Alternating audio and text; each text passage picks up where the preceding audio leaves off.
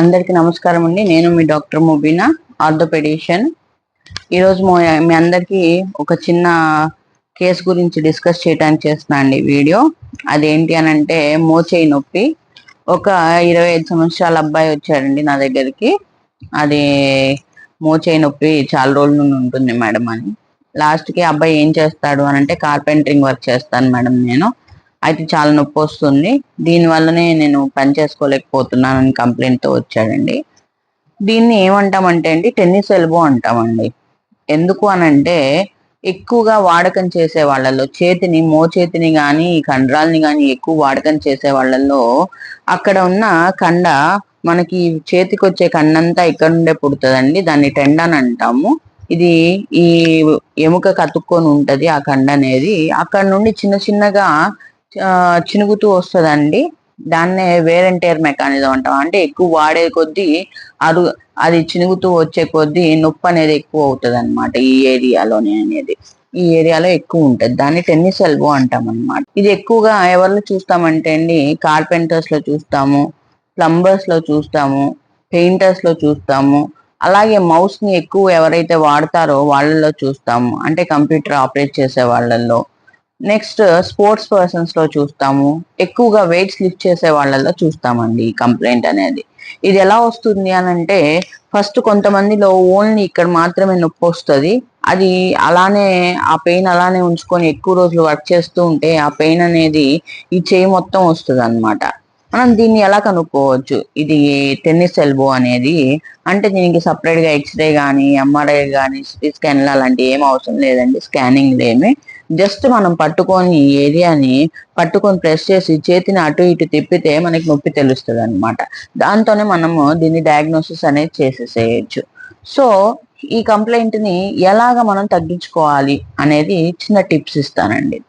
అవి ఏంటి అని అంటే ఫస్ట్ రెస్ట్ ఇవ్వటం. దీనికి రెస్ట్ ఇచ్చే కొద్దీ పెయిన్ అనేది చాలా వరకు తగ్గుతుంది.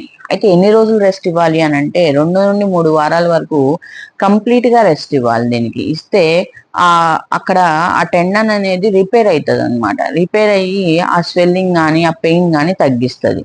So rest is most important, చాలా ఇంపార్టెంట్ రెస్ట్ ఇవ్వటం. అలాగే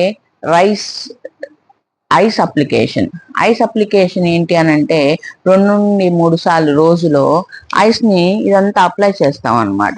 అప్లై చేసేసి దానికి కొంతవరకు రెస్ట్ ఇవ్వటం వల్ల పెయిన్ అనేది తగ్గే అవకాశం ఉంది. అలాగే కంప్రెషన్ అప్లై చేస్తాం.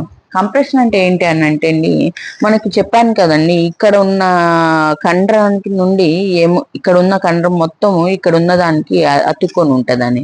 సో మనం వెయిట్స్ లిఫ్ట్ చేసినప్పుడు కానీ ఏదైనా పని చేసినప్పుడు కానీ ప్రెషర్ అనేది ఈ పాయింట్ దగ్గరికి వెళ్లకుండా ఇక్కడ గట్టిగా కంప్రెషన్ పెడితే ఆ ప్రెషర్ అంతా ఈ కండరం తీసుకుంటది అనమాట. సో దానివల్ల ఈ కండరానికి ట్రాన్స్ఫర్ అవుతుంది మొత్తం వెయిట్ అంతా. సో ఇక్కడ అనేది దానికి రెస్ట్ దొరుకుతుంది ఇక్కడ టెండాన్కి.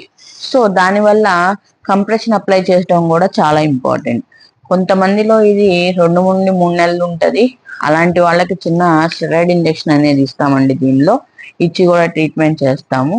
చాలా వరకు రిలీఫ్ వచ్చేస్తుందండి ఇది రెస్ట్ ఇవ్వటం వల్ల. సో చిన్న చిన్న మార్పులు చేసుకుంటూ ఉంటే మన హ్యాబిట్స్ లో దీన్ని మనం తగ్గించుకోవచ్చు. అలాగే ఫిజియోథెరపీ అనేది కూడా చాలా ఇంపార్టెంట్ అండి. ఎందుకు అనంటే కండరాలు అనేవి గట్టిగా ఉంటే ఇలాంటి కంప్లైంట్స్ అన్ని ఏమి రావు. సో ఫిజియోథెరపీ ఏం చేసుకోవాలంటే చిన్న చిన్న డంబెల్స్ తో ఎక్సర్సైజెస్ చేసుకోవడం, దానివల్ల ఈ కండరం అంతా మంచిగా టైట్ గా బిగుసుకొని ఉంటది.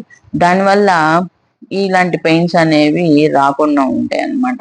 ఇది మెయిన్ గా కండరం వల్లనే వస్తుందండి. ఈ కండరం ఎక్కువగా మీరు వాడే కొద్దీ రావటం అనేది ఉంటది కాబట్టి రెస్ట్ ఇస్తే మాత్రం ఇది తగ్గే అవకాశం చాలా ఎక్కువ.